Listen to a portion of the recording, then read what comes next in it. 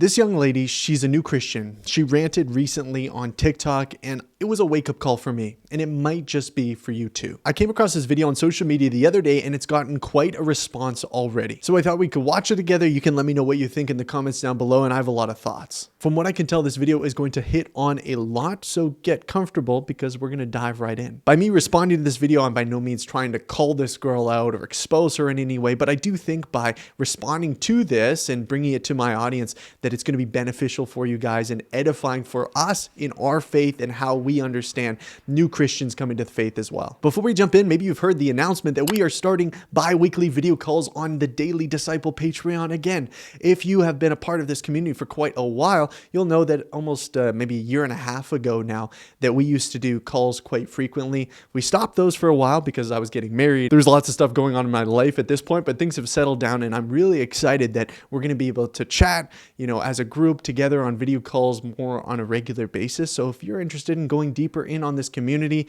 and growing with one another and getting to know us here, it would be an awesome, really cool thing if you'd sign up on Patreon, and you also help out the ministry too. And I really appreciate everyone who's already on there, and I can't wait to chat with you soon. So just be warned, she uses a lot of profanity in this video, and I've censored the vast majority of it. I don't think there's anything that I missed. I may have accidentally missed something, and if I did, I apologize. I need someone who's new in their Christianity. That's my brother. I need someone who's new in their Christianity to tell me if this exact experience has happened to them, because I'm so confused. I read my Bible. I do. I have it here. I have it annotated. My goal is to finish the book by the year, right? I'm open about my Christianity. I'm open about the fact that I am a believer in Jesus. I love God. The whole 9 yards. Why does everyone expect me to just be perfect overnight? Why does everyone expect me to just know what to say and not have emotions and not be angry and not curse and just suddenly be celibate and all this and other? I am reading my Bible because I am up in the head, because I do have flaws, because I do like drama and I do like sex and I like alcohol and I like drugs. Not drugs. I like a little bit of weed. That's it. Not even that much, just a little bit. I am a earthly, fleshly human being attempting to be better, okay? And I was doing really good. I was doing really until these me over. I'm not healed. I am healing, okay? The crazy can come out at any time. The crazy can come out at and you push and you push and you push and you push and you push and you push. And then when I react, it's oh, stay consistent. You're supposed to be Christianity. You're supposed to be a godly woman. Yeah, I'm doing my best. Okay, there's a lot to this. I'm not trying to laugh at this girl's crash out here. I recognize too that there's some humor in kind of her reaction to some of this stuff too. But genuinely, I can understand that it is really challenging and frustrating, especially at the beginning, right? I don't think we understand some of the more some sheltered guys and girls that you've grown up in the church and you became a Christian early on, you come from a Christian family. We don't really understand what it's like sometimes to be totally distant from it, for your family not to be Christian and for you to be totally in the world, and all of a sudden, you're Christian and you understand that Jesus died on the cross for your sins, and now you're yeah, I should go to church, I should start praying and reading my Bible. But then you're so much of how you were raised and how you have been previously discipled, because everyone is discipled regardless if you grew up in the church or not. You're just discipled in the things of the world versus the things of God. But it's that stuff takes a good while to untangle and unwind. And so she feels like there's this expectation for her to be perfect. And you know what? I don't think that should be any of our expectation, especially on someone coming out of really just a worldly lifestyle, that they are going to all of a sudden be oh, I'm great. I know what to say. I know how to read the Bible. I know what the Bible says about this stuff. I remember being an early, a young Christian, and seeing some of these people that kind of came into the church from these different lifestyles, and honestly really judging them because they would say things that I knew immediately weren't biblical. We did in Bible study, and they'd say something about following their heart or listening to their heart. And I'm the heart is deceitful above all else. And I'd be ready to come back to them with these that's unbiblical, or she said something unbiblical, and ready to essentially judge them, right? And sure, they might have said some things that were theologically incorrect, or they might have swore at the Bible study accidentally. And I had the opportunity as like a young guy who grew up in the church to extend them compassion. And yet often I was like sitting there in like my judgment seat being like, I can't believe they just did that, right? You can feel this tension within her. It's palatable. And it just reminds me of what Paul says here in Romans 7 verse 19. For I do not do the good I want, but the evil I do not want is what I keep doing. Now, if I do what I do not want, it is no longer I who do it, but sin that dwells in me. There's this war between the flesh and the spirit. The spirit is living within us, but there's still this flesh that we're called to put to death. Absolutely. But that takes time. That takes walking in the spirit. Walk in the spirit and you will not gratify the desires of the flesh. I can understand this girl's frustration because she feels like there's this expectation that she needs to be perfect and she's trying her best, but it just doesn't feel like it's working. Honestly, this feels like a really authentic picture of what a new Christian, especially one that has been immersed in the world, what an authentic engagement in the faith looks like, right? I don't want somebody to put on a good Christian persona and say all the right things, even though what's going on within them is just, this tension in this war. I'd rather somebody be honest, like say, you know what? I don't want to want this sin, but I still do. Like, God, change my desires. That's an honest prayer than saying, no, I don't want this, but then secretly having a pornography addiction behind the scenes, or secretly being promiscuous behind the scenes, like pretending that it's not an issue for you. I'd rather somebody say, I still enjoy this. I still want this, but I don't want to want it. And that's where you begin as a Christian. Like, that's where you begin is that God, I don't want to want this sin. And he changes our desires. He gradually changes our desires. But it takes that, and she'll talk about this in a second. It's like before all those desires are completely changed, where we're just disgusted by all those things, it takes us denying ourselves to say, I kind of still want that, but I'm going to deny myself because Christ is better. I am doing my best, and I pray every day. I read every morning and every night. I read my Bible because it is the voices, the earthly voices in my head that are telling me, oh no, God, you don't need to go. You're young. You just go have fun. Like, just go have sex with like every guy who wants to give you attention. Just go drink all this alcohol. It makes you feel better. It'll make you forget it. Like, you're overthinking. Just go. Those constantly are in my head because I like to party. I do. It's not, sue me. I'm 21. Sue me. But I'm also self-aware enough to know that this life, for me and my beliefs, is temporary. Life with God, that eternity, that is my goal. That is my goal. It's my first year. I'm trying it out. I'm figuring it out. And I cry and I cry and I pray to him, man. And I'm like, Jesus, like, please help me not be this way. Please help me not like drama. Please help me not like drugs and alcohol. Just fully like cut it off. Just fully cut it off. Like, please, I need your help. I can't do it alone. Please help me. Like, just cut it off. And you know what he tells me?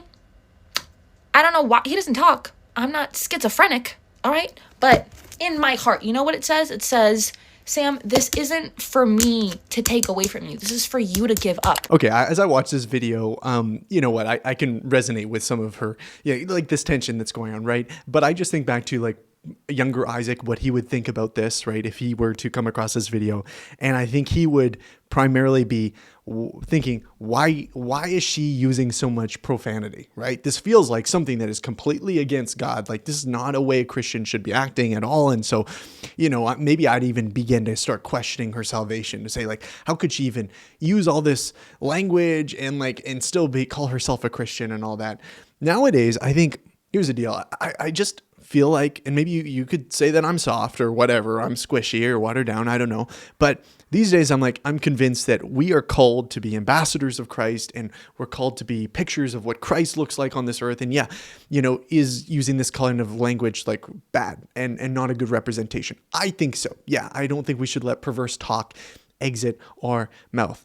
At the same time, is this like the issue that I want to hone in with this girl? Like, at this point, like, is this the thing that I'm going to be emphasizing? Like, you need to clean up your language. Like, if I was discipling her, which I wouldn't, because I think a woman should disciple her. No, this isn't the primary issue. It's not just about like behavior modification. Like, stop using this language. Stop. Like, would it be something I would bring up? Yeah, for sure. Right. But those habits, especially language, guys, this takes a lot to curb. Like, it takes a lot of discipline to to get that in check.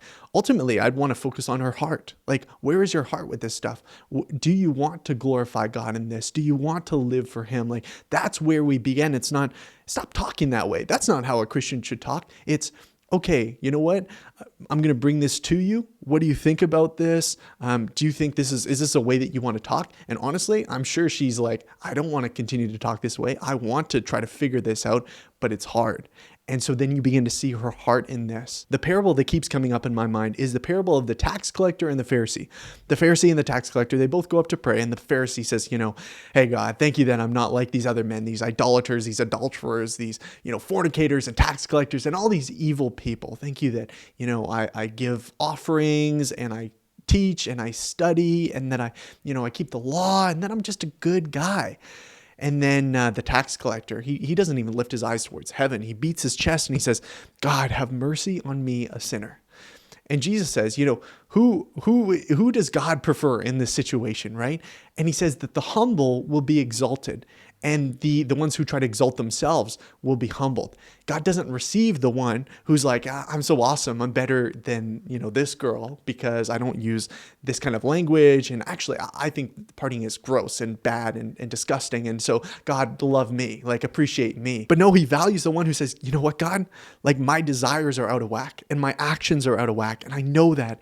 And I'm sorry. Have mercy on me. Please help me. I don't know this girl's heart, but from what it sounds like to me is that she knows that there's a lot of work to do. And I think we should all be in that same place. Like if we get to a place where we're saying, oh no, I'm good. Like I don't have a lot of work to happen to me on the inside. Like I don't need to grow in this area or this area or this area. And to have that kind of perception that she has at her young age to be able to say, you know what? I know I'm screwed up. Like I'm trying my best.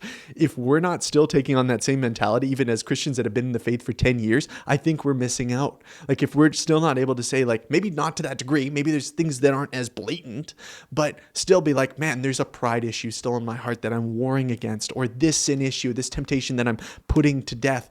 We should be just as aggressive and frustrated at our sin as she is. Being a Christian, acknowledging that you are a follower of Christ and openly saying that you love Jesus does not instantly make you free of sin. We go to him because we can't do this life alone. So I'm sick and tired of being judged all of the time and being held to this higher standard, which, honestly,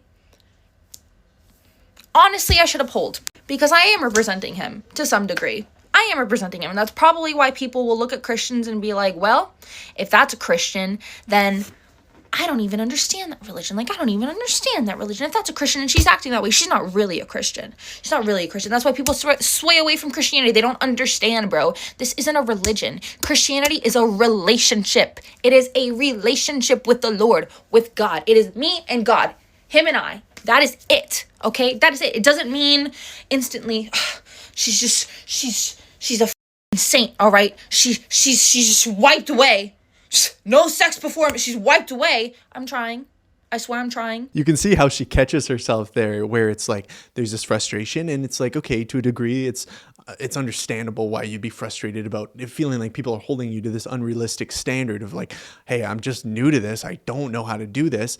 And yet at the same time, she's like, yeah, I want to glorify God. Like I want to, honor him and represent him well, but it's difficult and it's hard. And it's like, man, I'm in there too. Like legitimately, it can be frustrating to feel like, okay, you're held to this ridiculous standard. But at the same time, I'm like, I want to do this for God and not for man, right? Like, okay, people are holding you to this ridiculous standard. You can be frustrated about that. But at the end of the day, like she said, it's your relationship with God. It's like, I want to honor God. I want to love you, God. So I want to live the way that you want me to live, not because I'm trying to earn your love or earn your favor, but out of gratitude to you. The one piece that I would say that would be maybe a little bit of a concern would be, okay, I don't want to use anything as an excuse, like being a new Christian as an excuse, like, okay, you know what, I'm trying, but this gives me some sort of an excuse to sin, or using God's grace as an excuse to sin, or saying that it's so slow. So then you give yourself a little bit more lenience to partake in a sin instead of cutting it off because, hey, I'm a new Christian, or hey, this is new to me. And I don't necessarily think that that's what she's doing, but I'm just saying that would be maybe a temptation that we should watch out for, that, yeah, at the same time, we're not going to use this as an excuse to continue on in these ways. But yeah, sanctification does take time, and those changes of behavior and of desire, like, yeah, that is progressive. At the end of the day, this young lady is on her own journey. I'm just using this as an opportunity to evaluate myself. Like, do I have the same like hatred and frustration at my own sin and my own flaws, or have I become apathetic? Have I become numb to the areas of my life that I've cornered off and said, no, this is the sin that I like, and so all my other areas of my life are very, nice. I'm a good Christian guy, whatever, YouTuber, da da da da. But are there areas of my life have I said, you know what, this is a sin that is acceptable, or this is a sin that's okay, because it doesn't interfere or whatever, it's not public? Or am I saying, am I waging war against these things? Am I putting them to death? Am I asking God, help me to hate this? Like, help me to put this to death, because this is against you, and help me to love you more than I love this. I'm just going to throw this in here. What I've learned is that we often don't want to give up a sin. We continue on in a pattern of a particular sin because we're scared that when we let go of that sin, God will not give us what we need, right? You're using the sin for satisfaction, for control, for security, for, fulfillment, for pleasure, whatever it is, right? And we're scared that if we give up that sin, we won't find that sense of purpose or control or pleasure or satisfaction or comfort. That's why it takes trust. It takes trust to submit these things to God, to put these things to death, to deny ourselves, because we're denying ourselves something that we know will give us some semblance of comfort, of pleasure, of peace, of satisfaction. And we're denying ourselves because we trust that God is better, that Jesus is better. I'd love to hear from you guys and what you think about this. And if this young lady is watching this video, thanks for sharing your honest opinion and perspective on this and your faith. I pray that God continues to grow you and that you continue to pursue him in your relationship with him. Thanks for watching as always, guys. And until next time, God bless.